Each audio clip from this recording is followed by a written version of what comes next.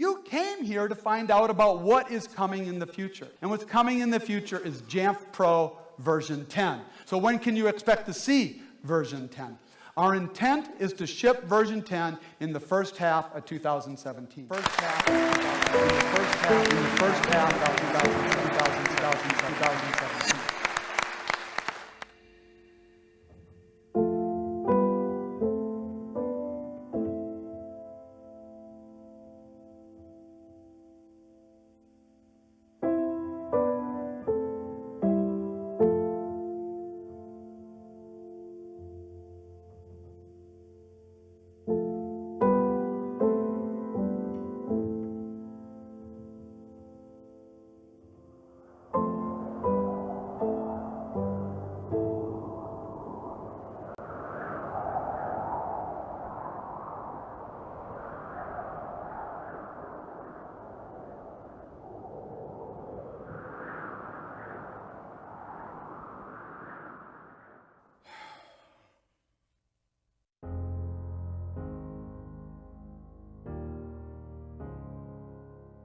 Hello, it's me. I know you're wondering if after this past year you'll get to see a new product, a sign that Jamf Pro 10 will soon be coming. We know that the wait is numbing. Hello, can you hear me? I'm in Minnesota dreaming about who we used to be when we were young ones in IT. I've forgotten how it felt when we still had the Casper suite. There's such a difference in versions, and we've run out of time. Hello from the product side. I must have tried 1,000 times to tell you I'm sorry. The release isn't done, and your patience truly is second to none. Hello from the Jamf side. At least I can say that I tried to tell you I'm sorry for breaking your heart, and we get it really. We're not playing our part anymore.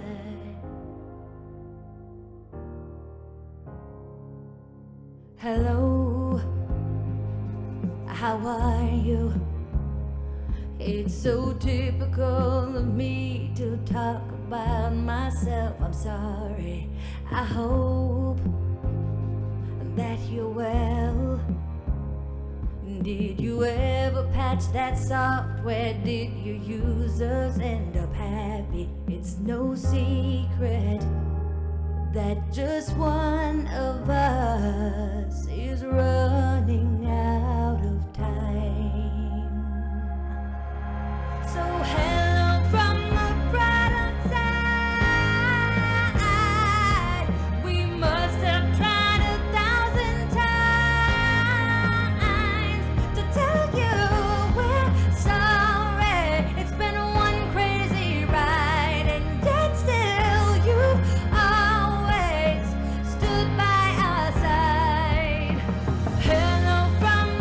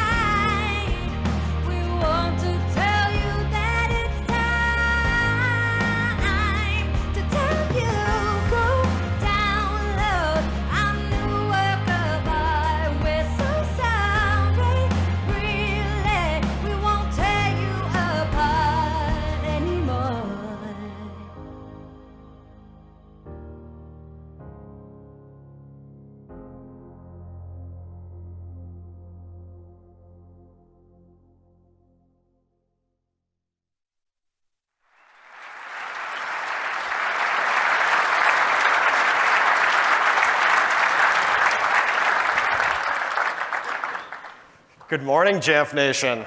I'm Jake. I'm responsible for product management here at Jamf. Hi, good morning. Welcome to JNUC 2017. My name is Jay Dorenkamp. I have responsibility for the product development and delivery organization. We know you've been waiting a long time. We are so happy to tell you today that 1 week from today, version 10 of Jamf Pro will be generally available.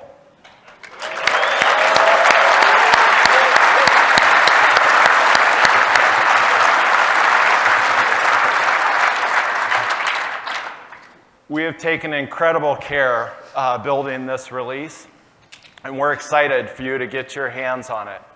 We have packed it with new features, new capabilities, and a new look and feel. I'm going to hand it over to Jake to tell you a little more.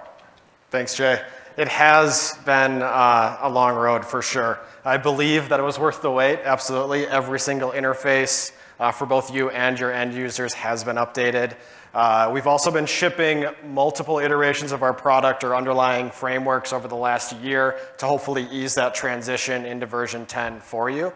I want to thank you, our customers, Jamf Nation, for the incredible feedback and validation that we've gotten over the past year. It's been incredible. We've had over 1,000 organizations join our beta program to help us validate our product. Also to the integrators out there who have been testing and really giving us the feedback and also learning on Jamf Pro. Thank you so much. One thing that I'm particularly proud of is the fact that we've been able to keep our promise of 0-day support for you throughout the development of version 10. We were able to run simultaneous betas throughout the summer and the early fall. So still developing on version 10, but also being able to get you that much needed Apple support. We've been running it in production here at Jamf for the past month, actually. We have a few customers. Thank you so much. They also are running the RCs in their production environments, just making sure that we're ready to go here on Tuesday next week. Great, thank you, Jake. I also want to convey my thank you to all of you that participated in our early adopter program, whether it was previewing our alphas, our betas, or even running our RCs in production. We're just truly grateful for your partnership and your help in affirming and validating that this release is ready to go out to you. So thank you so much for that. I also want to take this opportunity to thank all of the Jamf employees that contributed to building version 10. Literally, every department within our company contributed to building this release and getting us to this point to deliver it to you. So thank you to all of you Jamfs as well. As we look forward to 2018, you can expect to see smaller releases on a more frequent basis. It's our intention to iterate more quickly and to provide features and fixes at a faster pace so that you can get the benefit of those sooner and also that we can get the feedback from you as well. So you can look forward to that also.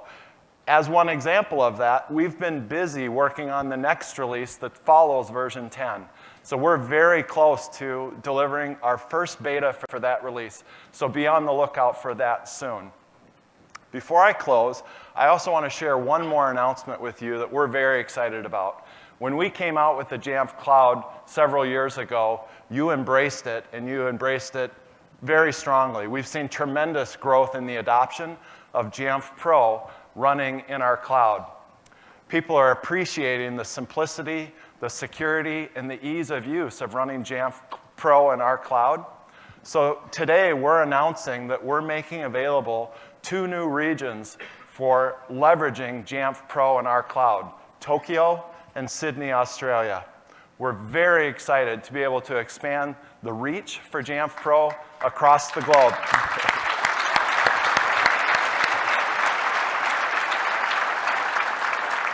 Okay, Jake, I think our work is done here. I'd like to welcome Dean Hager to the stage.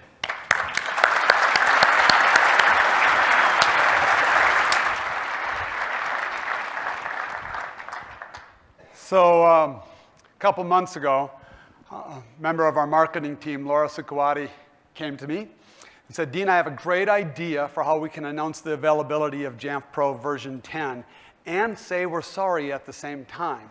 Have you ever heard of Adele? You know, go figure that's what ends up happening. And I mentioned that story for a very specific purpose because Laura is once again wandering around this room taking video of all of us, and it's her birthday today. So Laura, where are you? Yeah. Happy birthday, Laura.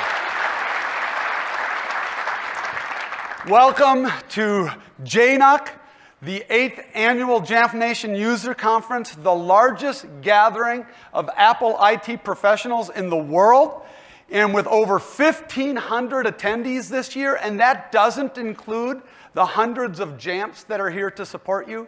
With over 1,500 attendees this year, it's the largest JNUC ever by far. And with 60% more content and sessions than we've ever had before, we're hoping that you'll also think it's the best. For the first time ever, we have how-to sessions. For the first time ever, we have interactive labs where you're going to be able to put your hands right on Jamf Pro version 10 and get some real-world experience with it. And I think that some of you, by the end of this week, are going to find those interactive labs extraordinarily frustrating because you weren't able to get in, because they're already full. Unfortunately, they were way more popular than we anticipated them being. But the good news is there's so much other content for you here at JNUC. And if you download the iOS JNUC app, should sessions become available, you'll receive push notifications. But you're here at the Hyatt Regency, our new home for JNUC. For the first time, we're here in Minneapolis, Minnesota, in the ballroom here and up on the 4th floor. Minneapolis, where the weather was beautiful last week. I mean, really awesome. You should have been here. It's also, for those that don't know, it is the home for Super Bowl 2018 in just a few months. And because we're in the middle of the American football season, there's so much hope that, you know, unless you're from San Francisco, Cleveland, or New York, your team has a chance to be right here in Minneapolis. Okay. Sorry about that. Okay. We did something last year, and I was so proud of you because this is a great community. And in addition to the thousands that we have here in Minneapolis, we have thousands attending on the live stream online right now. And we would love to let them know how much we're thinking of them with a mighty cheer. If we can tell them we wish they were here on the count of 3, make it loud. 1, 2, 3. Let's hear it.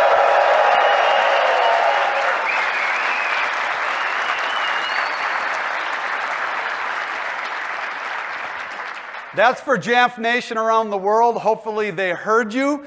We certainly hear you. We try and listen every single year to make JNUC a better experience for you. As one example of that, and this is for those that have attended JNUC for many years in a row, this year, thanks to the Hyatt, we think we have quality Wi-Fi for you. Okay, yeah. That is exactly half of the audience clapped because they've been here before. Those that haven't been here are like, what? What's the big deal? So many people work hard to put JNUC on. It is the most exhausting and most rewarding project that the Jamf team works on all year long. But more importantly, you have already made JNUC awesome simply by being here. I have been told over and over, I was just told yesterday by a customer, that the best part of JNUC is the hallway conversations, the conversations at social events, when they're intermixing with you and gaining from your expertise and networking. You are the best part of JNUC. In addition to that, 64 of you, 64 Jamf customers prepared, worked hard on presentations to bring and share their expertise with you. I would like to thank all of our presenters right now at JNUC, if you would join me in thanking them.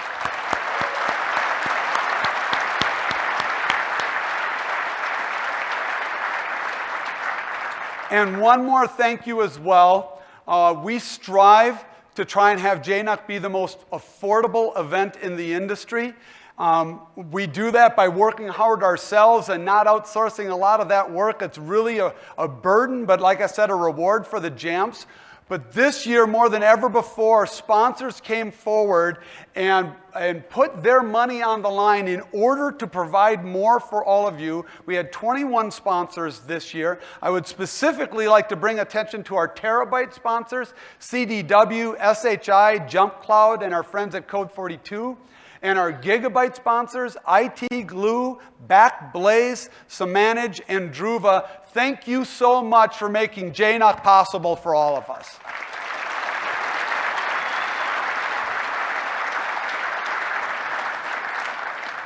So yes, we're going to talk a lot about product, and yes, we have sponsors here, but JNUC is not a marketing event. It is a learning event. Of course, we've already learned something super valuable. Lip syncing, really hard. Who knew? But for all of you singing into your shower head, pretending you're in a music video, I got news for you. It ain't easy. I was in that video for about 10 seconds, and I still hear Laura in my sleep going, let's shoot that one more time. And speaking of not easy, Jamf Pro 10 is now here, and it has been a journey. And I want to tell you, you're a passionate bunch, and I have grown from this experience. I really have. I've learned. And we're going to tell you a lot about it. And along the way, we've had to make a lot of tough choices. We have been faced with priority decisions many times. And I've told you in the past, one of those priority decisions is we will prioritize quality over time every time. And we had lots of opportunities to compromise that in the last year. But I am blown away that over 1,000 of you joined together to beta test Jamf Pro version 10. And as Jake said, we've been running it all of October in production, and about a half dozen customers are running it in production right now. Thank you so much. Even up to this last minute of deciding what day we should go live with Jamf Pro version 10, deciding to do it next Tuesday rather than at JNUC. Why? Because half of Jamf is here supporting you. We should really be back in our offices ready for you to upgrade when we make that available for all of you, right? The other, yeah.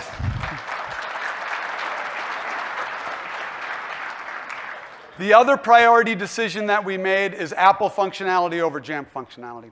What do I mean by that? Every year, Apple comes out with new features for Mac OS, iOS, and tvOS.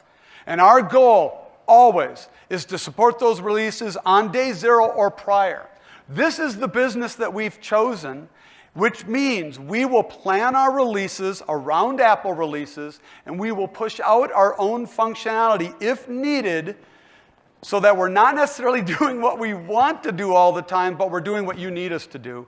And that is providing a quality, 0-day, Apple-ready release every time Apple comes out with new functionality. Because after all, that's our mission. Our mission has always been clear: to help organizations succeed with Apple. And we do it because somebody's got to do it. In our view, somebody has to recognize that managing all devices from all manufacturers, according to the least common functional denominator of all of those devices, again, in our view, creates a world of gray user experiences. And Apple users don't want gray. Apple users want an Apple experience. And Jamf seeks to provide that Apple experience because somebody has to. But we also do it because we love it. I mean, let's face it, we get a surge of energy when we go to WWDC or we live stream it. We get a surge of energy the way normal people do when they go to rock concerts or sporting events. But we all get jazzed about WWDC. We get jazzed about things like the September announcement event that Apple had. I was actually at a Jamf Roadshow event in Paris in a tall building where the Eiffel Tower was right outside the window, and yet all of us Jamfs could not take our eyes off the live stream. I think of these Apple events as where we discover what is possible. And up until this last September, up until just a few weeks ago, I didn't think it was possible to spend $1,000 on a phone. I didn't. Now, I know innovation, okay? I know that that's possible, and I'll more than likely do it, okay? We focus on Apple because we love it, and we don't watch these events the way the rest of the world watches these events. The rest of the world watches these events thinking, what are the 1 or 2 devices I'm going to deploy in my personal life? All of us here in this room and online, we look at it and we imagine the possibilities and the potential of deploying these devices in mass. We also imagine the pitfalls and we want to be ready for them. We think about both the individual and we think about the organization. For example, when we hear about new functionality for the Mac, High Sierra coming out, in many ways, in fact, completely, the Mac is at the heart of what Jamf does. That's what we started with in 2002. And man, the Mac has incredible momentum in the marketplace right now. The loyalty is arguably perhaps the best loyalty in the history of computing for a device. And right now, within business especially, the Mac is growing. In fact, it's more than momentum. I think of it as a movement. And I think of it as a movement that's driven by the Mac being the people's choice. What do I mean by that? Well, back in the 90s, for those of you old enough to remember, we used at home whatever we were issued at work. We didn't get any choice. Then around 2005 or so, we started bringing to work what we were using at home. It was the BYOD movement. And frankly, what sort of fueled that movement was the iPhone. It was the beginning of the iPhone taking market share from BlackBerry and people using the iPhone on their phone at work or at home saying, I want to use this at work as well. But in these days, the last couple of years, there's a new movement. And it's where organizations are issuing at work what employees are choosing. In other words, they're issuing at work what employees use at home. It's the exact opposite of the 90s. It's choose your own device, and the Mac is the primary beneficiary right now. According to surveys that Jamf has done for employees that have the right or the ability to pick, about 75% of them would choose a Mac. You might find that a little bit biased coming from Jamf. The CIO, Fletcher Previn of IBM, was here last year saying they conducted a survey within their employee base and found that 73% of users would prefer a Mac. No matter what survey I've looked at from any source, it seems at least 50% of users prefer a Mac. The momentum is strong, but we're not blind to the fact that today in business, the dominant platform on laptops and desktops is still Windows, and it's probably going to be that for a while. But man, is the Mac growing. And the Mac is growing because, in many ways, it's the people's choice.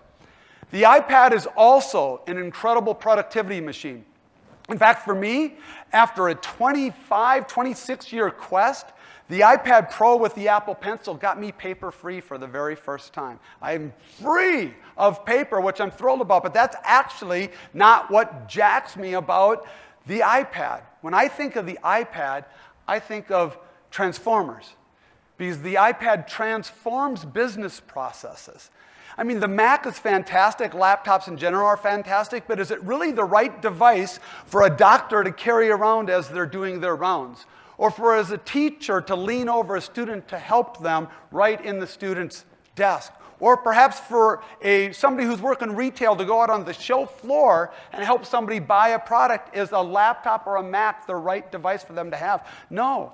The best device for them is actually the iPad, because it makes them more mobile and it's just more efficient and useful to transform those business processes, especially where an organization meets its customer. That's really where the transformation is occurring, where a teacher is helping a student, where a doctor is treating a patient, and where a seller is serving a buyer. The iPhone is very similar. The iPhone also can transform business processes, but it also has a really special role within Apple and within the community. And when I think of the iPhone, I think of the core of Apple's enterprise experience, because it was really the device that surged into the enterprise in many ways. What do I mean by the core? Apple has the great privilege and ability to be able to build products as extensions to the iPhone, knowing of the popularity and the proximity that the iPhone has to us. I think it's awesome that the Apple Watch 3 has its own cellular. It's fantastic. But the Apple Watch, in my view, is made a better product because it is paired with the iPhone. No other company on earth could take this little product, the AirPods, and make them so popular so quickly. They're amazing. They're my favorite product right now. And because of the proximity and popularity of the iPhone, it is my music, it is my phone, it is my voice-activated home automation system. And because the iPhone is managed by Jamf, it is also a double click away from checking my email, from setting an appointment on my enterprise calendar, or sending a message, or calling somebody that's in our address book. They're not headphones. It's an enterprise business machine hanging from my ears, made possible because the core of Apple's enterprise presence is the iPhone.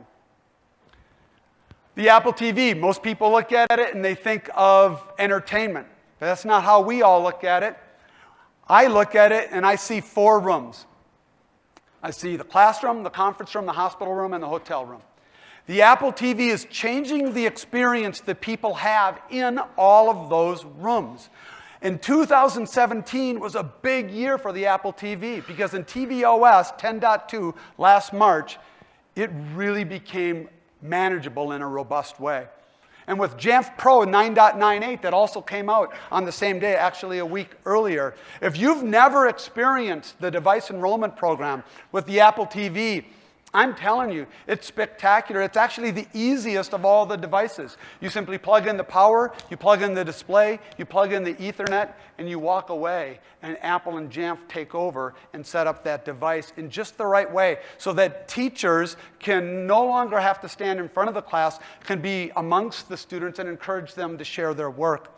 So that hospitals can put them in every single patient room, so that the hospitality industry can start putting them in hotel rooms, which we've seen. And then we've seen a huge surge amongst businesses that are using Apple TVs in the conference rooms.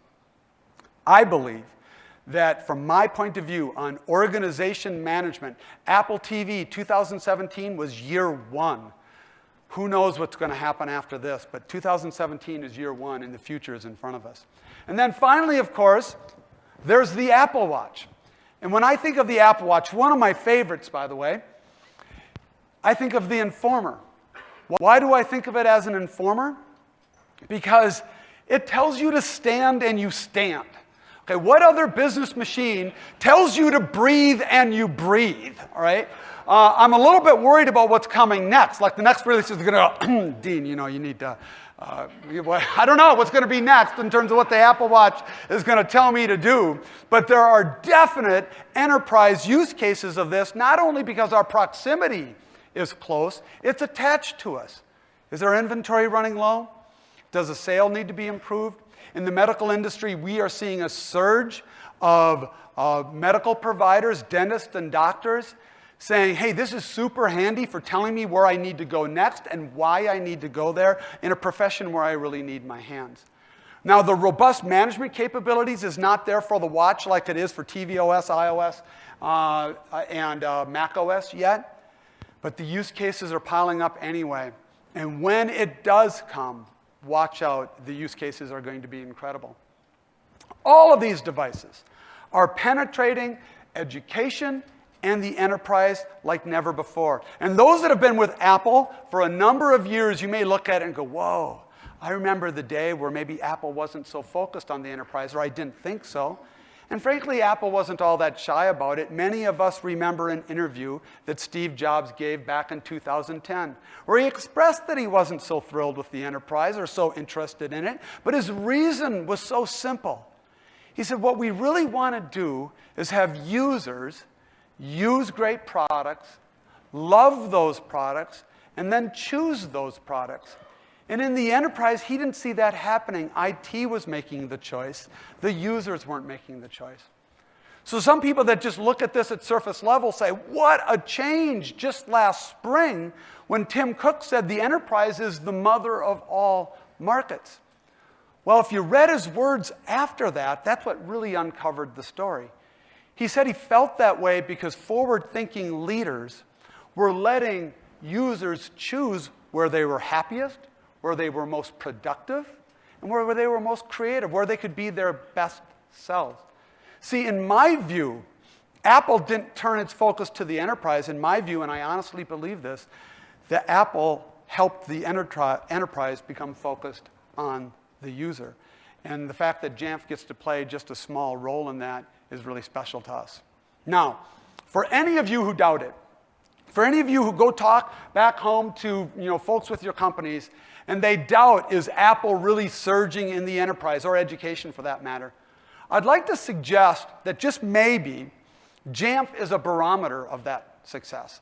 Because all we do is Apple, right? That's all we do. Apple devices, Apple customers. And it's been that way since 2002, when we got our very first customer. And of course, our founders were told, you can't possibly succeed on Apple alone. Of course, at the time, they said you can't possibly succeed on the Mac alone. But yet, 13 years later, at my first JNUC in 2015, Chip Pearson at the time shared with you that we had grown to nearly 6,000 customers managing Apple devices. Nearly 6,000 customers in 13 years. We just couldn't believe the momentum that was happening. And yet still, people said, you can't do it. Don't you see what's happening in the industry? You can't make it on Apple alone. So were they right? What has happened in the last 2 years? Well, those 5,990 customers in the last 2 years, now today, is 13,000 customers, which is just, yeah.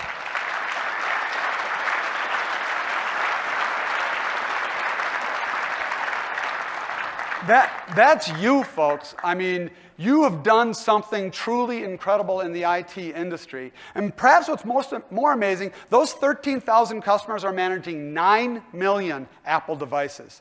And those 13,000 customers are almost split exactly in half between business and education. And those 9 million devices are almost split exactly in half between Mac OS and iOS. And those of you who know that we actually have multiple product lines here at Jamf, we have Jamf Pro and Jamf Now. How does that split? We have over 10,000 customers of Jamf Pro alone. And in less than 2 years of existence, Jamf Now has nearly 3,000 customers.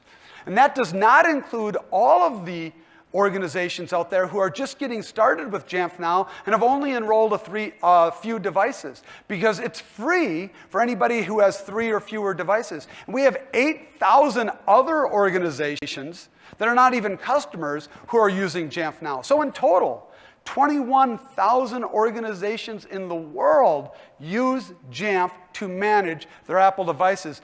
So if Apple isn't growing in the enterprise, I'm confused.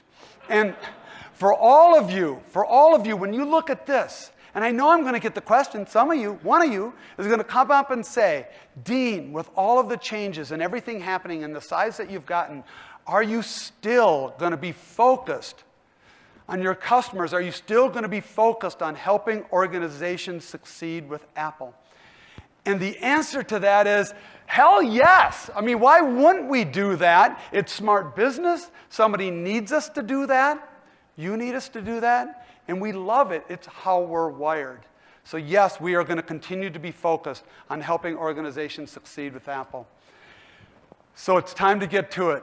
It's time to have a look. It's time to have a look at Jamf Pro version 10. A few of our favorite things, which also means fixing a few of your least favorite things. And to do that, I'd like to introduce fellow Jamf, Dave Alampi.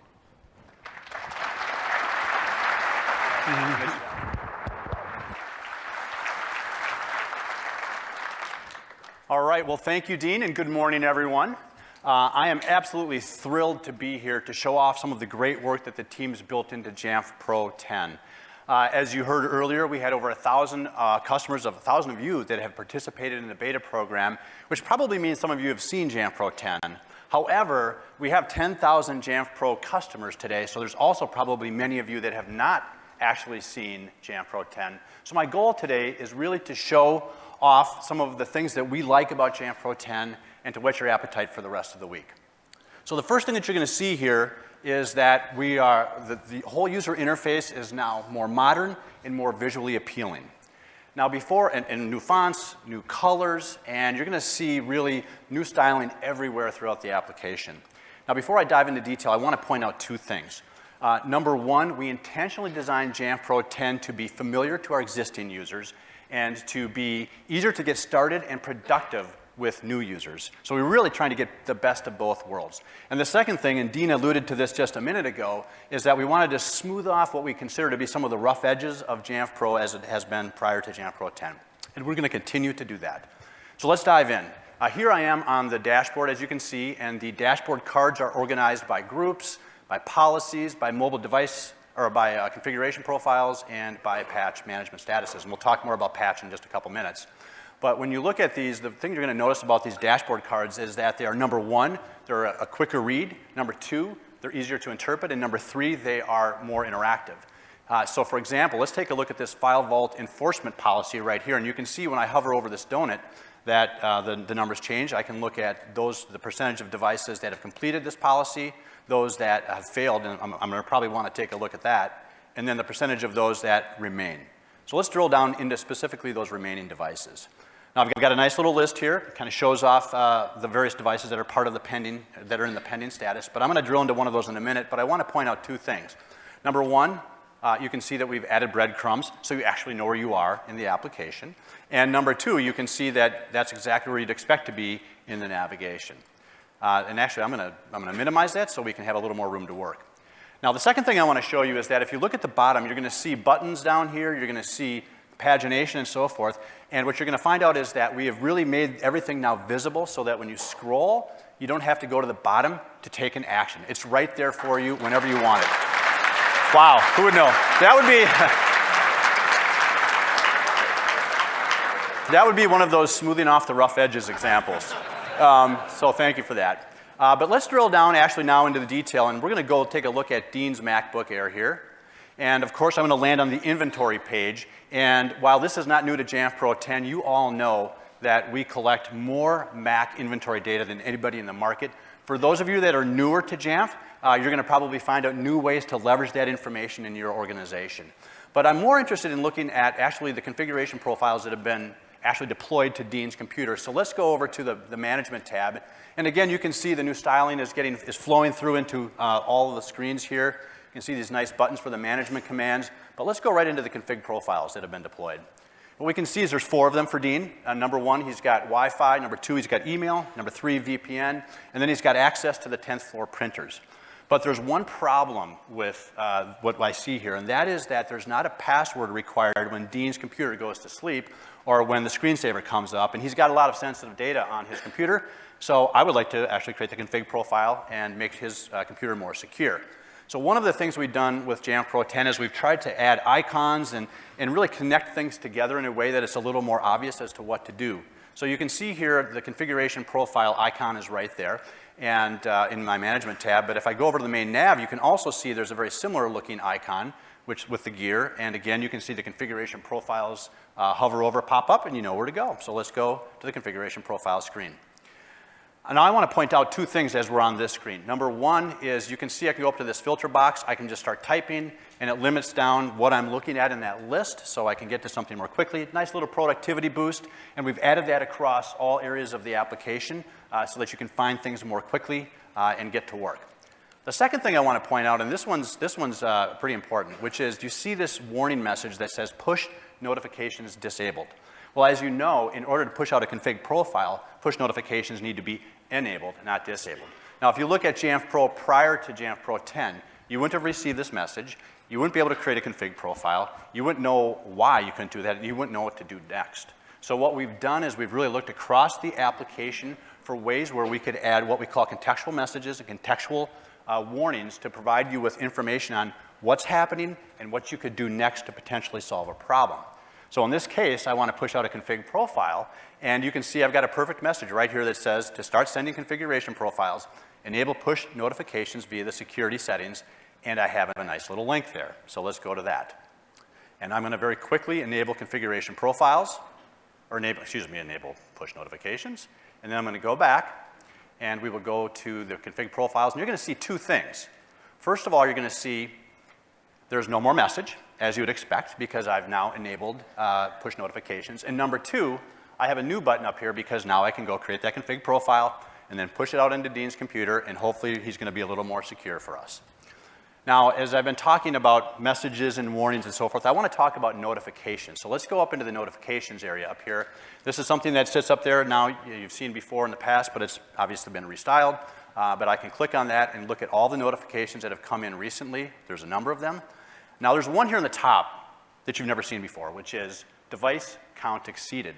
One of the things that we've added to Jamf Pro 10 is whenever you enroll more devices than you're allowed, we actually just give you a notification to let you know. The reason we added that is very simple. We have a lot of customers where compliance is critically important to them, and they want to know the moment they're one device over so that they can take action. They can either unenroll some devices that are no longer being used, or they could buy more software or a combination. Ultimately, it's up to them and it's up to you what to do, but we wanted to let people know what's going on. Now, I'm more interested for the purposes of this demo on all these software updates. And you can see this first one here is Microsoft Word, and I've got a new update, so I'm going to go there. Where it takes me is into patch management and more specifically into patch reporting. And we've had patch reporting for some time, as you all know, but what's different in Jamf Pro 10 is it's more visually engaging and easier to really see what it's telling you and what to do next, but also it's more dynamic. So for example, I could go into this donut chart. I could click on it to see which devices have already received the latest patch. I can look at those that have not received the latest patch. I can filter, of course. I can also move columns if I want to change the order of this table. I can also add or subtract fields to the table as well. So a lot of dynamic capabilities here. So we've had patch reporting, but now it's just a lot better. Secondly, I want to point out, and this is the new thing with Jamf Pro 10, are patch policies. Patch policies are purpose-built policies specifically for deploying third-party software updates. So let's go there. And what I'm going to see here is I've actually got 3 policies that are associated with Microsoft Word 2016. Now, the second and third one in this list are actually test versions, because as many of you do frequently is you want to test something out on a smaller scale and then expand it to a larger population. So the one I'm interested in actually is this first one on the top, which is the approved version. And what I'm going to do now is kind of walk through some of the capabilities in patch policies, and specifically on the General tab, you're going to see a number of settings that are unique to patch policies. Things like, is a reboot required? What apps have to quit in order to apply that patch? What's the minimum operating system that is required in order to apply that patch, as well as how to distribute that patch. In the Scope tab, this should be similar or familiar to you. You know, you can scope devices, but what's different about patch is that we actually limit what is actually going to get the patch based on eligibility. So let me give you an example. Imagine you had 500 computers, but 100 of them didn't actually have that piece of software on them. Well, they're not eligible. There's no reason to put a patch out there. So it's really those 400 computers that we want to target. So behind the scenes, we take care of that for you so you don't have to worry about it. And what's really nice is I have another contextual message here that tells me what I just said, plus it gives me a link to the list of eligible computers. So now I can go and check that out. The third thing I want to show you is under the User Interactions tab here, and what I want to point out is this is really where you can go and create the best possible user experience and define it the way you want to do it. So for example, you can set up notifications and you can set up reminders, so to notify the user multiple times to give them a chance to make sure that patch gets installed. You can set up a grace period in terms of how long you want to give them to actually install, and then finally kind of a deadline where then you can push that out. And you can wrap all of these pieces together with great messaging so that, again, they have a really, really good experience. Now, one thing I didn't mention earlier is that this particular patch, you might have noticed it in an earlier screen, but this was set up to deploy via self-service, which brings me to my next point, which is we now have the ability to configure the branding for self-service. So I'm going to go to self-service right now, and I'm going to go right to the branding tab. And what you can do now is upload an image, upload an icon, put in some text, and then you can create the entire user experience with self-service to be your own brand, exactly the way you want it. So we're very excited, and I know a lot of people in the audience are probably excited about that opportunity. All right. So one of the things that we've tried to do, and we're going to continue to try to do, is really make the dashboard and notifications to be an important place where you go to figure out what your daily activity is. And we're going to keep driving that harder and harder. But that brings me to one other thing that I want to show you, and that is Jamf Pro 10 on the iPhone. And what we've done with Jamf Pro 10, on the iPhone is, or what we've done with Jamf Pro 10 is we've made it mobile friendly. And I'm actually going to go home here. And what we've made it mobile friendly so that you can look at your dashboards. You can see my dashboards right here. In fact, you can see that file vault enforcement policy right there that we were looking at earlier. I can go look at my notifications. You can see those notifications I looked at earlier as well. But the thing that's really cool is that you can actually go out and do management actions. You can actually manage devices. So for example, let me give you a really good example. Let's say Dean gives me a call and he says, hey, Dave, I left my computer in the hotel. I need you to take care of that right now. Well, imagine I'm at a soccer game. I don't have my Mac, but I've got my iPhone. And so what I can do is I can go into Dean's device. I'm going to do that right now. And I'm going to do that right through the policy that we were just looking at because I saw Dean's computer there before. And I can go in, go to the Management tab, and I can lock that computer the way I want. So there's a lot of capabilities there. So we're really excited to actually bring the ability to do these kinds of things with Jamf Pro 10 on your iPhone. And I would challenge you to look at not only the opportunity to do management activities with the iPhone yourselves, but also maybe there's some use cases for other people in your organization that are not part of IT, whether it's in a school, whether it's in a hospital, whether it's in a retail organization. I think that you could maybe distribute some of those management capabilities. So I challenge you to take a look at that. All right, so we've covered off on some things. I know we've got a lot more you're going to see through the rest of the week, but I just wanted to touch on a few things. And one thing I'll mention is, obviously, we've got a lot of data in Jamf Pro that is very valuable to you. And we know that you'll use the dashboards and all the different ways to get that information. But we also know that you've got your own BI frameworks, your own BI tools. And so we know that sometimes you want to bring that information into those tools. So to talk more about the progress that we've made on that front, I would like to bring up on the stage Mr. Joe Bloom.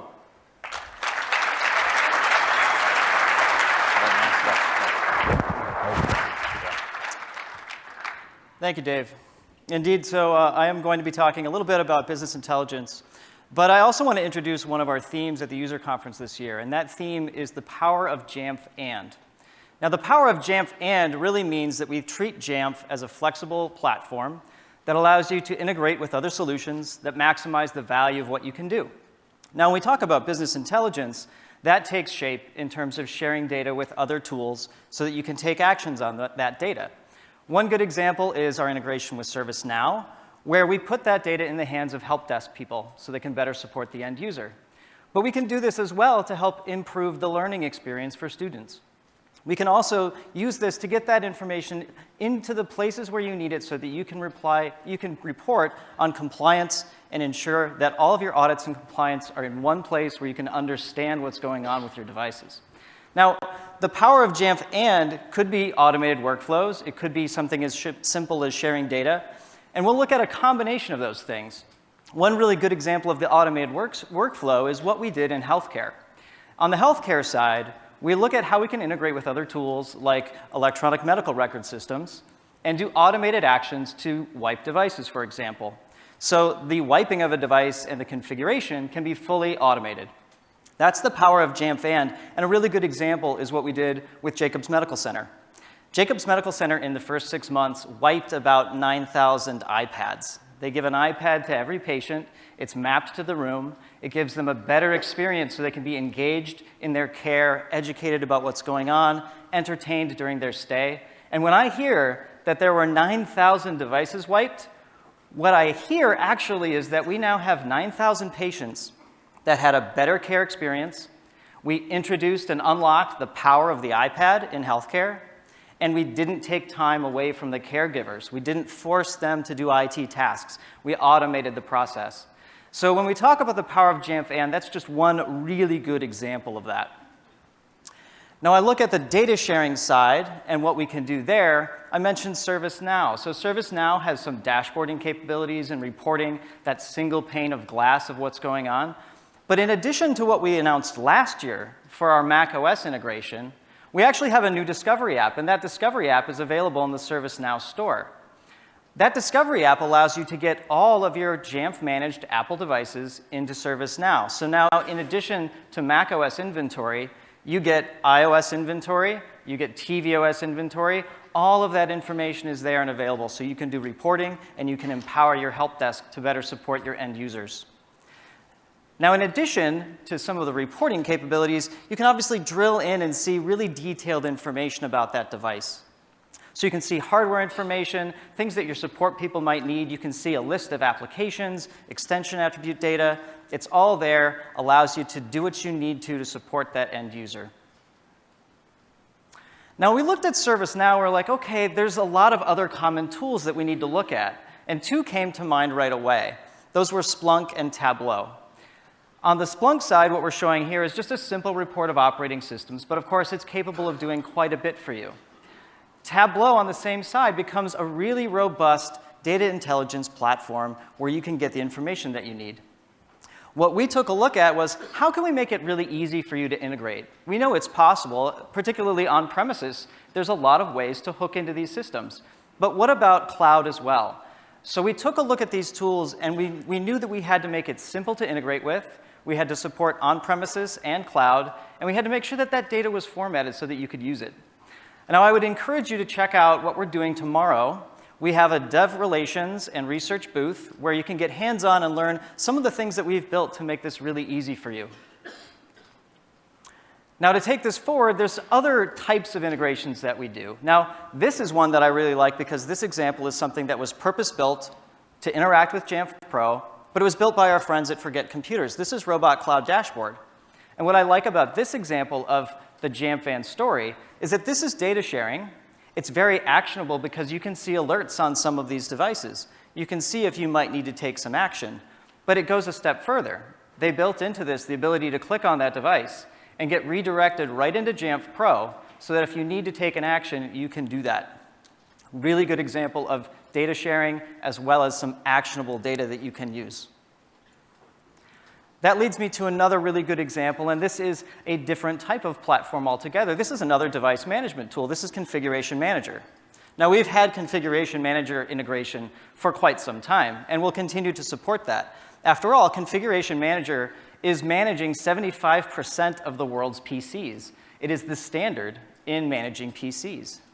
The same way that we look at Jamf as the standard for managing the Mac. Now, as we look forward, though, we know that everyone's going to the cloud. There's Office 365. There's a lot of those movements, so we need to make sure that we can adopt with it, go to the next step, and that's what leads me in to our next topic. And so to help me with this, I'm going to show you what we've done with Microsoft on the Intune side. And I happen to have a really good expert with me that I'm going to welcome to the stage. So if we could go to the Intune screen, and I'd like to introduce you to Brad Anderson, the Corporate Vice President for Enterprise Mobility and Security from Microsoft, to help me illustrate what we've done with Microsoft to help ensure data sharing as well as some really good workflows that will help our end users. Brad.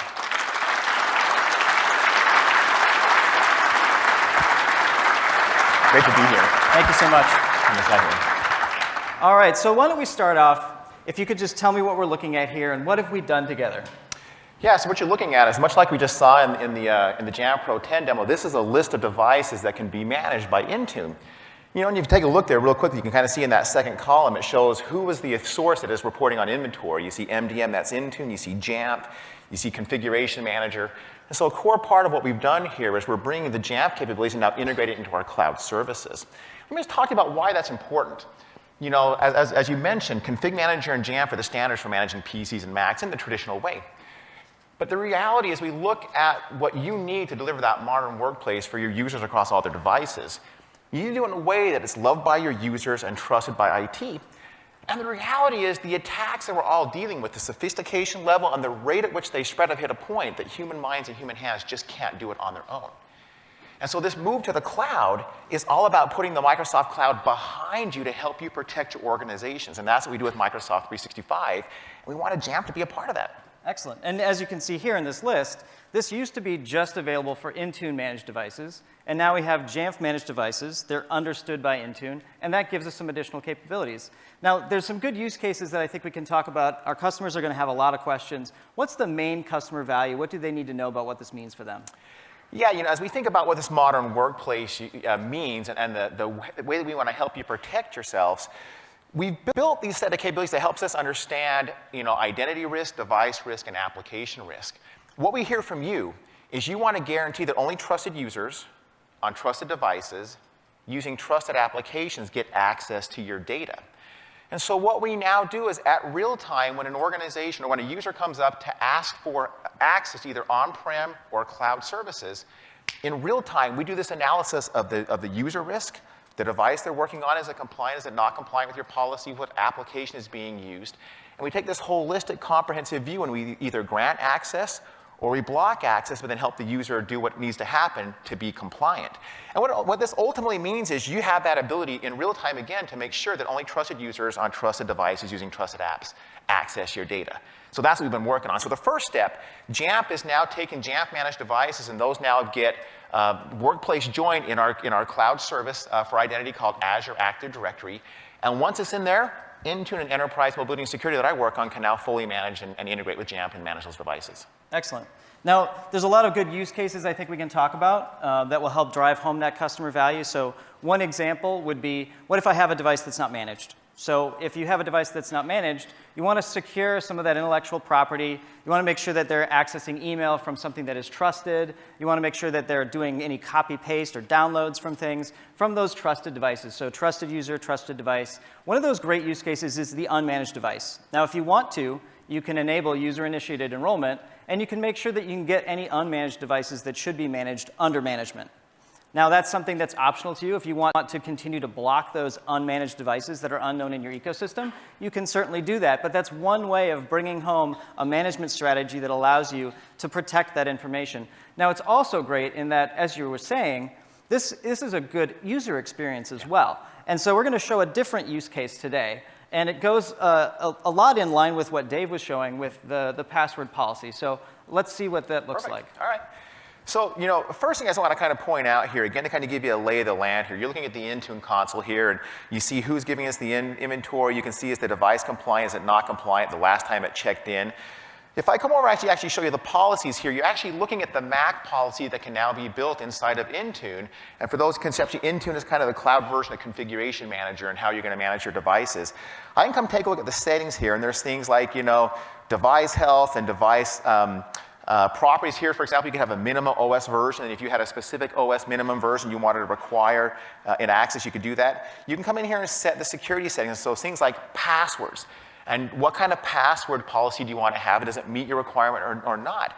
And this is actually one of the places that Jamf goes over and above what the MDM layer does in Mac OS and gives us a lot more details to work with. Yeah, absolutely. One of the things that makes Jamf very unique is that in addition to being able to check a policy, like an MDM policy is present, see if that there's a config profile that is enforcing a password policy, we actually can validate the strength of that password, which means that we can add additional value beyond what you can just do with an MDM framework. Yep. And so I've got a set of password policies here, and I've been able to define this conditional access policy. And this conditional access really is the secret sauce of what we do and what I build called Enterprise Mobility and Security. Because conditional access allows us to, in real time, again, verify any risk associated with the identity, the device, and the application, and then help the user do what's necessary. So let's actually show you the end user experience. And so the scenario we're going to work on here is I'm going to try to access Exchange Online in Office 365 from Outlook on the Mac.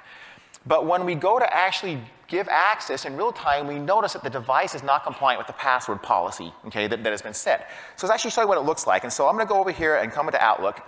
And this is what the user experience looks like. At the time when the user authenticates and is asking for access, we come back and say, you know what, hey, your device doesn't quite meet the criteria that your organization requires. And if you go take a look here, you can click on this. What it actually now does is this is going to take you into the experience that we call Company Portal. Company Portal is the way that, from an Intune perspective, users can interact with IT, users can download applications, et cetera, et cetera. And so, we've shown you some of the integration that we've done from an administrative console, but as we think about our job is not to block access. Our job is to make sure trusted users on trusted devices with trusted apps are accessing the data. So we've also done integration with Jamf at the end user experience. And so right here, the user gets an idea of what's happening. It's a password issue. And if you come and click on Resolve Issues here, this is one of the places we've now integrated across what Intune does and Jamf does. And right here, you take into that Jamf user experience, and the user can do what they have to do in order to change their password to be compliant, and then they'll be given access to the service. Absolutely. This is one of those areas where we actually see security not go contrary to a user experience. This is security and a good user experience. And it's that Jamf and story of how do you share data, but how do you take it a step further, help the user. This is such a great example. And we know that everyone's going to be excited about what this means for them and how they can start adopting this tool to help secure what you're doing in your environment and also preserve that user experience. And I love that "and" word. The way that we've built this is we've built a solution that enables all of you to deliver that modern workplace to your users that is loved by users and trusted by IT. And I think that's the thing that's unique about what we've done together. Absolutely. Now, thank you very much, My Brad. pleasure. Brad is going to be back. Go ahead. Really appreciate it. Yeah. All right. Now, Brad will be back tomorrow in the general session, joined by Dean Hager, and they'll talk a little bit more about some of the things that we're doing between Microsoft and Jamf and go into some of the value proposition of why we're doing this. So please attend that. Now, there's a reason why I left us on this self-service screen. The reason that I did that was that this is the new macOS self-service. So we saw Dave show you a little bit of the Jamf Pro 10 interface. Well, the 10 series includes the new macOS self-service. Now, we showed you where you can brand it in Jamf Pro 10, and you'll see that reflected here in the macOS self-service version. We've got the banner. We've got the JNUC 2017 self-service here. All of those labels are able to be modified. We've got a custom icon. And then if you go down into the dock, you're going to see that we've got the dock icon branded as well. Again, this is your application.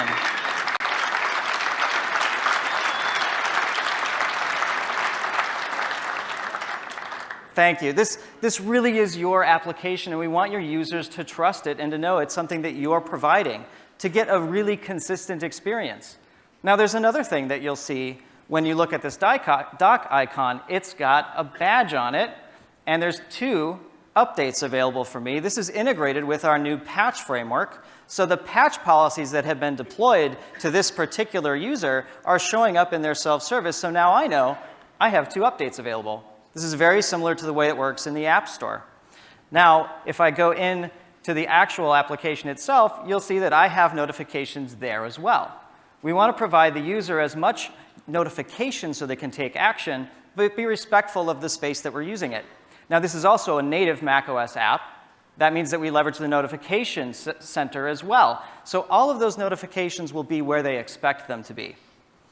Now, I'd also like to highlight the Updates tab. So at the top, we have 3 tabs. We have the library. That's where you can see bookmarks and applications, all the categories where you put things. We have our History tab in the middle. I'll talk about that in a second. And we have the Updates tab. This Updates tab gives them information about what those updates are, and they can take action right there to make those updates individually. Or in this case, I've got Microsoft Word and Chrome. I could update both of those at the same time. Now, there's 2 more things that I want to show you when we look at the new macOS self-service. One of those is the bookmarks. So on the bookmark side, these are now scopable, which means that you can provide all of those links that you need, but make them relevant to the people who need them. Again, empowering people with technology that puts humans first is one of those things that we really strive for, and self-service is how that manifests for the end user. The other, as I look at some of the information here, and it might be hard for you to see, but if you look at Dropbox there, that doesn't say install, it says reinstall. That's because there's a really simple thing that we've done to the macOS self-service, which is a secondary button label. So now, as a new hire in particular, if I'm going in and I'm installing applications, I don't have just an install button. When it's completed, I can change that to say something different, like reinstall, a very good example of how you can help somebody who is now configuring their device themselves, but they know what's going on. And that is also reflected in that History tab in the middle. So anything that I've installed from self-service is logged there for me, so I can see exactly what I've done. And if there's other things I'm looking to do, I can find them because we have the search bar. And we've continued to integrate it with single sign-on providers. So the experience that you're used to in a more modern framework, and this is really when we talk about empowering the end user experience and the power of Jamf and how it looks for the end user. The end user has that self-service experience, so that we can do those integrations, and not just on the IT side with some of those systems like Tableau and Splunk and ServiceNow, but also for the end user, so now they get the benefit of that Jamf and story and have more at their fingertips to self-serve. A really wonderful story, a really wonderful update for you. And on that story of the power of Jamf and, I'd like to continue that by bringing back to the stage Dean Hager.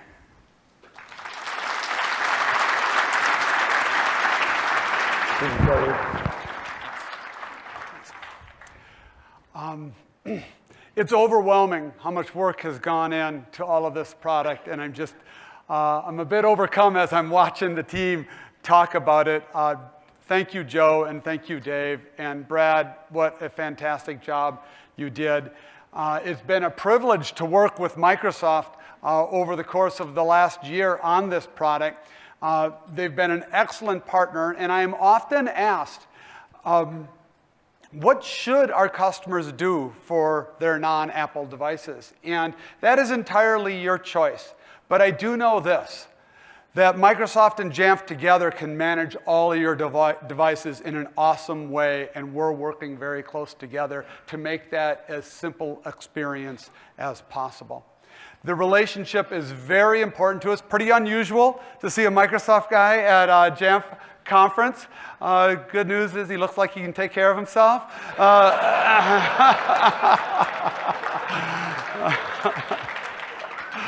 But I would like to talk about another partnership as well for a moment.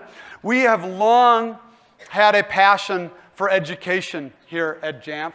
And schools and learning. And it isn't just about putting technology in the classroom.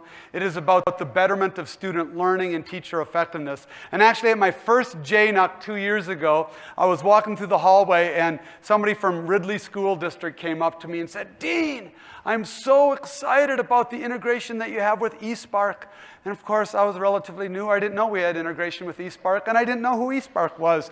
So after pretending that I did, I went and looked into it, and I was so pleased with what I found, because what this organization does for schools is really spectacular. And somebody who can tell that story a lot better than I can is the CEO of eSpark, David Vinca.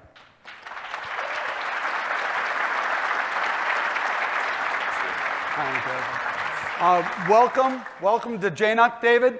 I think you could certainly do this a lot better than I. Why don't you take the clicker and just share with everybody a few minutes on what it is that eSpark does and what Jamf and eSpark do together. Thanks so much, Dean. Hi, everyone. At eSpark, we believe that individualized learning on the iPad can be a transformational learning experience for students. Anyone that has tried this knows that there's a really big problem with that notion. This slide is a real first grade classroom in Macomb County outside of Detroit, Michigan. Each of those dots there, the blue dots, represents a student. Look at the incredible diversity of learning needs in this real classroom. There are students performing effectively at the pre-K level, while other students are soaring ahead at the second and third grade level. For a teacher to provide individualized learning to this set of students is incredibly daunting. But that's okay, because you purchased iPads for her. Teacher goes onto the iPad, is excited about it, pops open the Education App Store, and looks through some incredible apps for student learning. What quickly happens, though, is the teacher gets overwhelmed. There's 170,000 educational apps in the App Store. For a teacher to meet the diversity of learning needs in her classroom and really leverage the power of this incredible technology of the iPad, it quickly becomes a daunting task. That's where eSpark comes in. We take your district's assessment data, we use that to develop a learning profile for every student. So when it's eSpark time in that real first grade classroom, if you're a student that's performing at the kindergarten or first grade level, during eSpark time, you're going to get a set of iOS apps and videos that have been curated for your unique learning needs. This is a screenshot of our quest view. So students go through these quests where we're curating the most amazing learning experiences. And each quest ends with a demonstration of knowledge with a quiz. And the best part is there's this old adage that says, if you teach something, that's when you really deeply learn it. And so at the end of every quest, we ask students to kind of reteach what they learned via video on the iPad. We couldn't be more excited about our integration with Jamf. our integration with Jamf is available on all current versions of JSS, including, of course, version 10. The way it works is ultimately very simple. You configure your JSS, your Apple Cloud, and your Apple VPP account. That enables us to automatically install and revoke apps to a student's device when they need them. So if a first grade student needs some kindergarten apps for their learning plan, we're going to automatically install them and purchase them, install them on the device just before the student needs them. When the student has mastered that particular skill or standard, we're going to revoke them from the student's device, saving device space, and of course, we're going to save your app budget because you can more intelligently use your app spend for student learning. Those of you that have been around deploying Apple devices in classrooms know that it's not usually associated with zero touch. We're really incredibly excited about the power that Jamf brings to this technology, where we've really truly achieved zero touch from technical teams to procure and deploy individualized sets of apps to student devices. Here's how it works. It's pretty simple. A student logs in to the eSpark iPad app on their JSS managed device. We then use their login to identify the student. We access our secure cloud, which gives us the learning needs that that student has using your district assessment data. We then use the install and revoke API to send a command down to the JSS about which app this particular student needs at this time. JSS then executes those commands, installs the apps that that student needs at that time, and revokes them back when they don't need those apps anymore. As districts like yours deploy Apple into your schools, there's increasing pressure for justifying the huge cost of this investment in your school district. Superintendents, school boards, and the communities are demanding that this technology lead to a learning return on investment. We're incredibly proud of the results that eSpark and Jamf are able to achieve together. The typical district that deploys this technology sees a gain of 10 national percentile points in growth in just a year of eSparking. We couldn't be more excited to partner with Jamf to bring this incredible individualized learning technology to more students and more districts. We think this technology leads to more purposeful use of iPads in schools. If you'd like to learn more, there's 3 ways to get in touch. You can email my colleague Ron. His email is ron@esparklearning.com. You can also come to the Piqua Valley presentation tomorrow at 1:30. One of our mutual customers is going to tell you their story of deploying Jamf and eSpark in their classrooms. Or finally, you could discover more at the Jamf Marketplace. Thank you, David.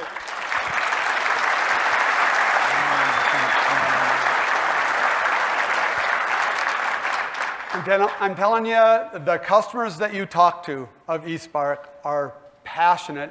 I mentioned Ridley School. There's another presentation here that you mentioned. From the general session tomorrow, we're going to hear from a couple of those schools with measurable data on student improvement, which is wonderful. And we have been integrated for a couple of years, but yet we're announcing something today. David, you wanted to share with everybody what that is. We do have one more thing in the legacy of the Apple one more thing. What we're announcing today is eSpark has selected Jamf as our exclusive MDM partner. We are really excited to double down on the world's best MDM. We want to do what we do best and really leverage the power of Jamf to manage devices for us. And we're so appreciative of that. And of course, we have put together pricing and packages to try to help the transition from your customers over to Jamf. So anything that we can do to help. Yeah, there's one other thing that we're announcing in turn. For any Jamf customer that would like to try out eSpark, we've got exclusive special pricing that's available if you sign on now through January. So we hope many of the districts that haven't experienced eSpark will take advantage of that. All right. Thank you again, David. Very much appreciate it.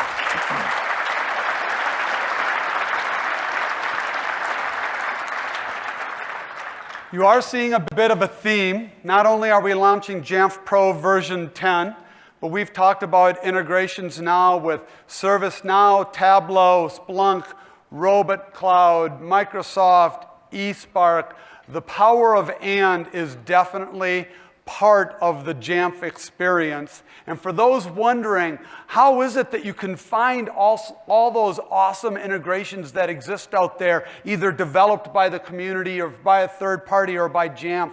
Or how can you stay in touch with all of the expertise that is right here represented by Jamf Nation? to take you through advancements in those areas, I'd like to introduce Charles Edge and Emily Brown.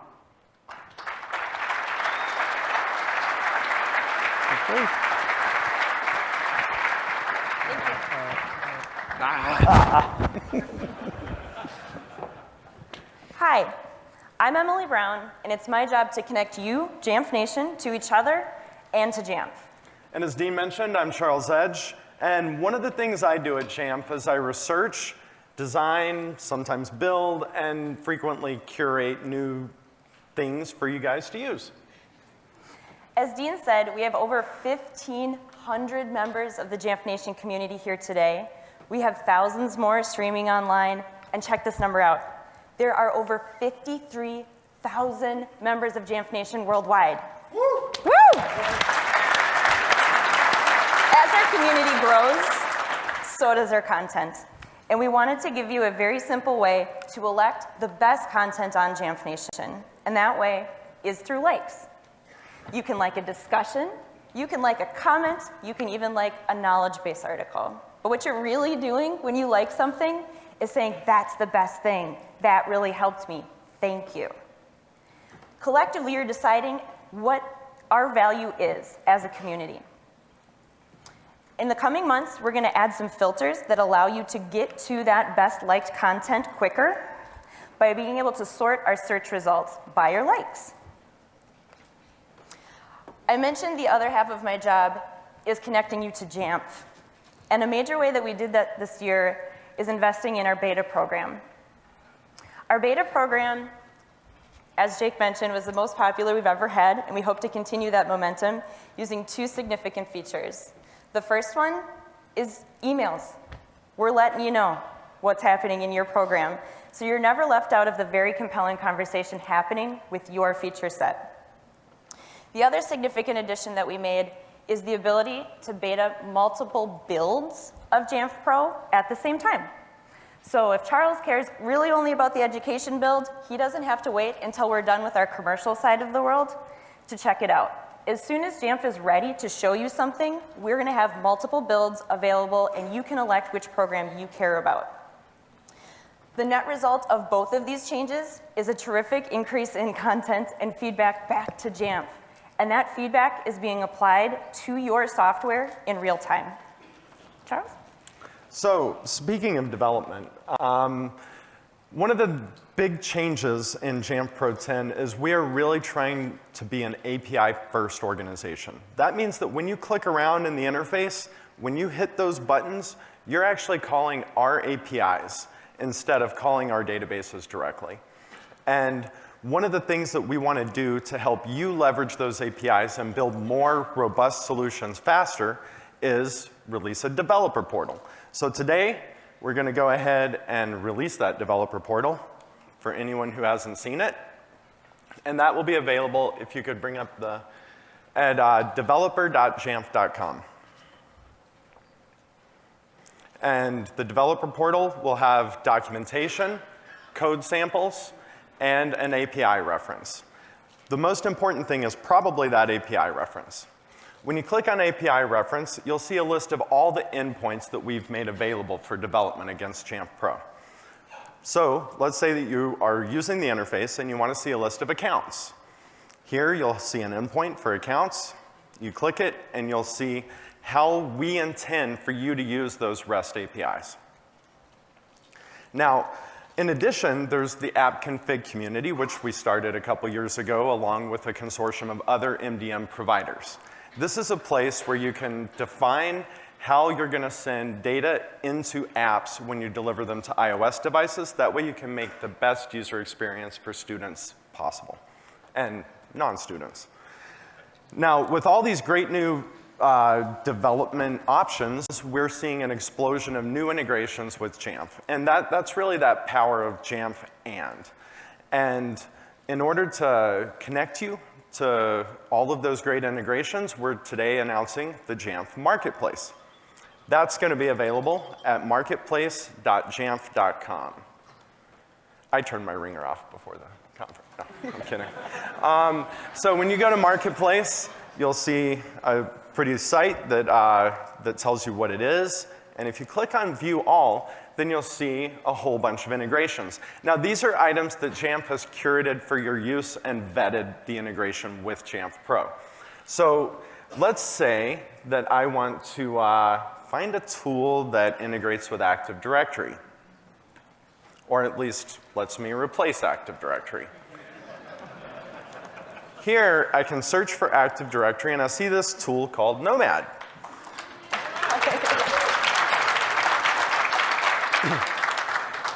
So here I can read a description of what Nomad does, I can find the website for it, and as a criteria for submission in the marketplace, I can find a support link.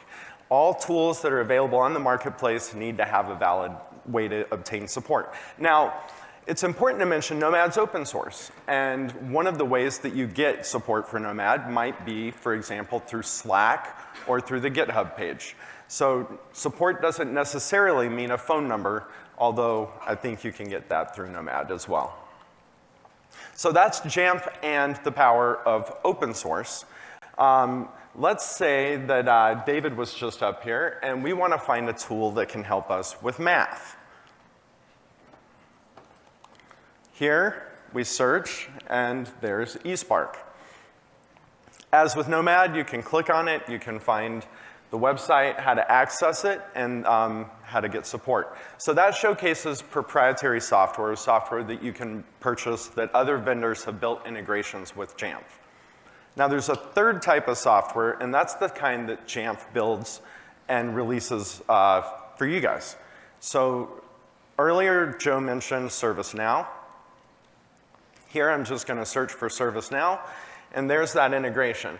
So if you want to obtain that ServiceNow integration, you can just scroll down, and there's a link to the ServiceNow website and to Jamf support. So with all these new integrations and new customers and new development options, there's one other thing that we've added to the marketplace, and that's consultants. These are people who can help you get integrations and get access to unlock how to scope things or anything that you need. We have curated a list of consultants. These are people who are certified with Jamf products, and they're available all over the world in places like Sweden, Japan, I think Michigan.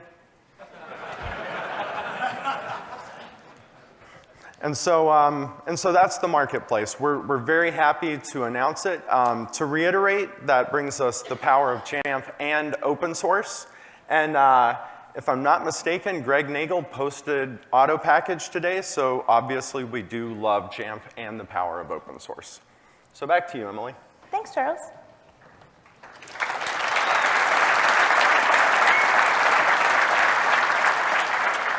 With all of these new opportunities to use Jamf and Jamf Pro and Jamf and, we know that compliance is a critical issue for many of you, and you're probably anticipating your device growth going up. Fear not. Traditionally, you have renewed at your renewal period or reached out to Jamf's support department, but you can now renew at any point through the year using a process we're calling the mid-year purchasing process. Simply go to Jamf Nation like you normally would at any point in the year. So if you started your renewal period in June with 100 devices, and by December you're at 1 million, you can go to Jamf Nation and start the renewal process just like you normally would. We'll know that you are outside of your renewal period and give you this very seamless option to update your quote and update your devices with us. I've got one last thing, and it is a glimpse into our future. Thank you so much for coming to JNUC 2017, and as a thank you, I want to give you the opportunity to see where we're going and give you the opportunity to let me know this week where we should go next. Where we're going immediately is going to be discussions. I should not have used the word immediately. I should have said in the near future, we are going to use discussions. With push notifications, you're going to have an opportunity to know exactly what's happening on your network and your discussions and your topics in the palm of your hand. Our second iteration, I open up to you. Let us know what you want. Thank you.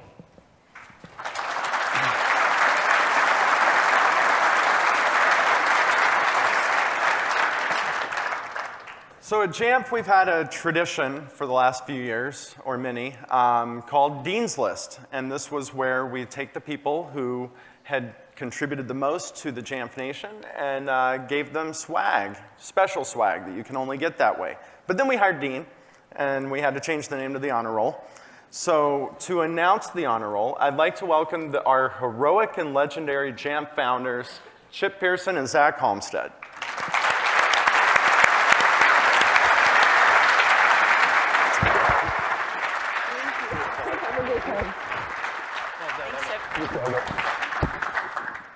Good morning, everyone. Similar to Laura, we have another birthday today. Today marks the 5-year birthday of the Jamf Nation website.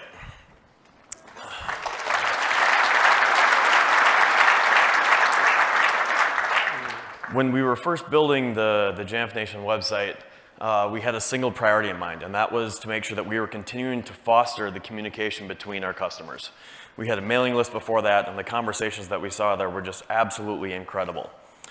And so every year around this time, we try and honor some of the people that were the most active in that community. The power that we see coming from our community members sharing their ideas and their time and their solutions with each other is absolutely incredible. So this is our just little way of saying thanks.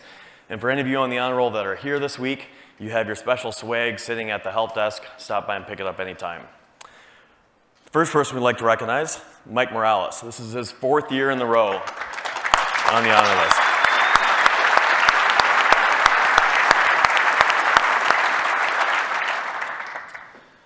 For the 3rd time in the last 4 years, is Don Montalvo.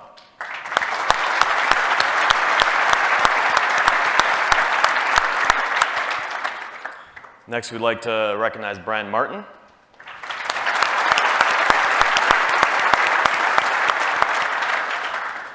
And finally, Clint McIntosh.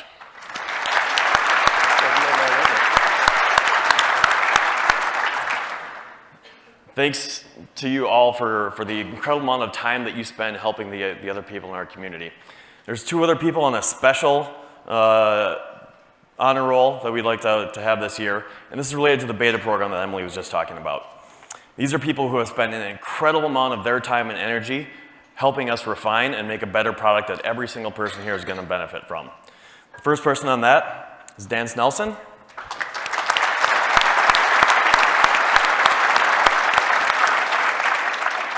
And second, thank you, Dr. K.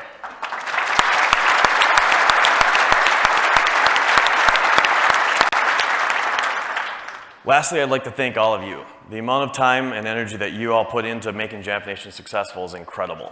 One of our core values at Jamf is selflessness.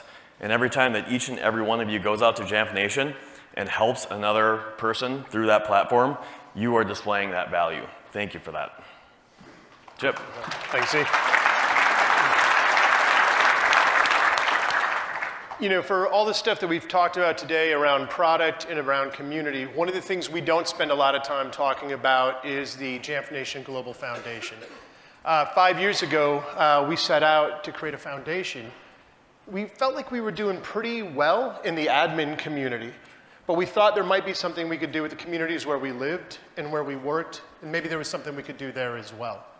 Now, like many things that we've done over the years, we didn't really know what we were doing when we started out, so we just wrote 3 things down we thought we could do, and we really stuck to those 3 things over the years. We figured every year we should set aside a little bit of the money that we earned to put that to use in our communities. But rather than having this be a pet project that was done by, Zach or myself, we went out and we found a committee of employees to make the decisions on where that money would go every year, that it would really represent more of our staff and our thinking rather than ourselves. And so we created a pool of money every year we call directed funding, and we have volunteers inside of the organization that oversee that program. It's the first leg of the stool.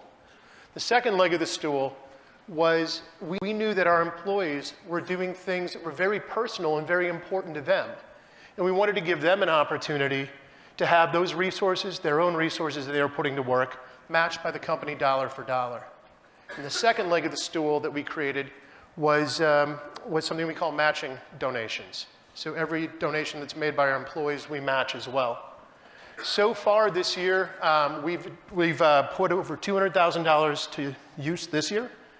And lifetime, it'll be over $800,000 that our employees have directed into that giving.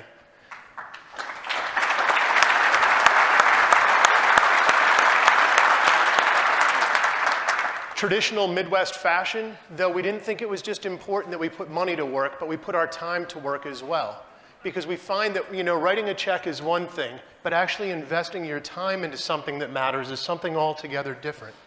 So we created a volunteer time off program. We worked with our HR department that people could take time away from work to invest their hours into things that were important alongside their dollars. With this, we've had incredible response from our employees, whether people go out individually and just do this on their own, get a couple of people together in a loose association, or whole departments are going out to do things. We have gone out into the communities where we live and work. A couple of examples this year, the work that we've done at the Amsterdam Primary School, making sandwiches for homeless people, cleaning up the Mississippi River, or the Bolton Refuge House, which is an advocacy and shelter for victims of domestic violence. So far, our folks this year have put in over 2,000 volunteer hours, with a lifetime volunteer average of over 9,000, or a cumulative total of over 9,000 hours that every person at Jamf has put to work in their communities. And for that, I'd love to get a round of applause for those guys.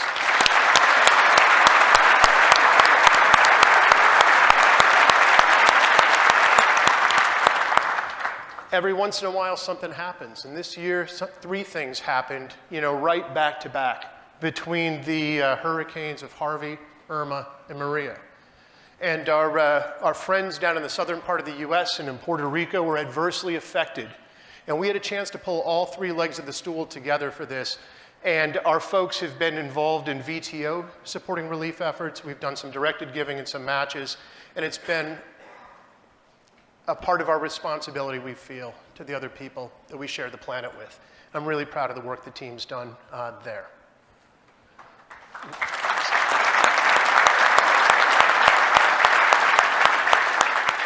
Two more little bits. Part of this is we make investments into the future, too, for the kids who are going to be coming out of schools and joining our society as adults. In Minneapolis, we worked with Success Beyond the Classroom, and the program is set up for science, technology, engineering, and math professionals to go onto a college campus and invite 5th and 6th graders in to learn about what careers might look like for them, that they can start to see themselves in a future role that really speaks to them. We did the program here in Minneapolis last year, and we'll be doing it again this year as well. Across the river, similar but slightly different program, the Blue Gold Beginnings Code Camp. Here we came together with our employees, IT professionals, and educators in Eau Claire to build a curriculum and perform a code camp for kids that are between 5th and 12th grade. These kids were able to come in and start to develop some of the basic skills and see if they've got an interest and an aptitude for being engineers of the future. What we were able to put together with this is curriculum that's going to last all year long. And next year, I imagine we'll be back to refresh that program in conjunction with the community. None of this is possible, guys, without the support that you've given our company over the years, that we could support our employees and support the community. So on behalf of Zach, myself, Dean, and everybody at Jamf, I want to say thank you for the support you've given us.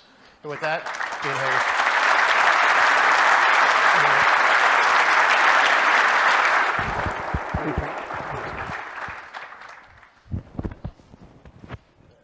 We're going to keep you just... Always joking. Okay, we're going to keep you just for less than 10 minutes left.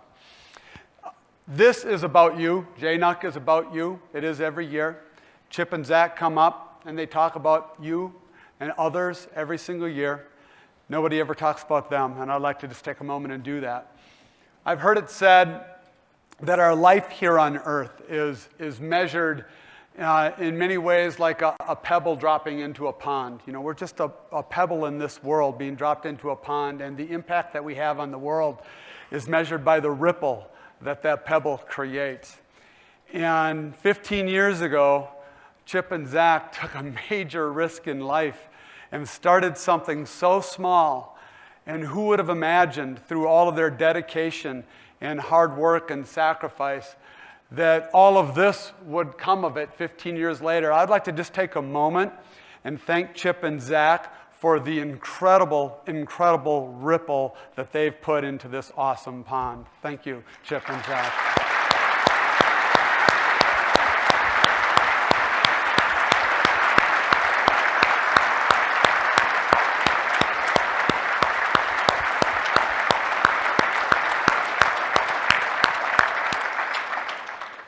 And just to show you how far that ripple goes, last year at JNUC, I told you a bit of a story of an opportunity that my family and I had to volunteer in Haiti at an orphanage supported by Jamf Nation Global Foundation.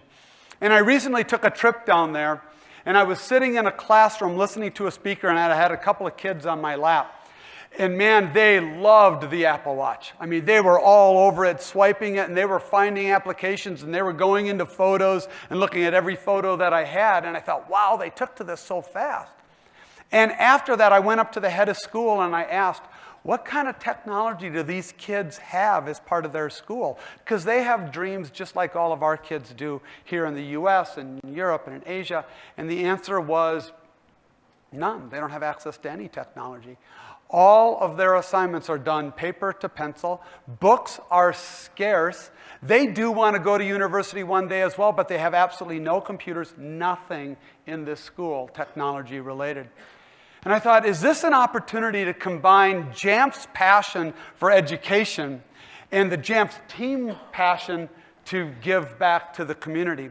And we embarked on a project to bring 48 iPads and keyboards and cases and charging carts and Apple TVs and screens and wiring and Wi-Fi routers and you name it, and hand carry it down to Haiti, led by two people on the Jamf team, Dave Saltmarsh and Aaron McDonald.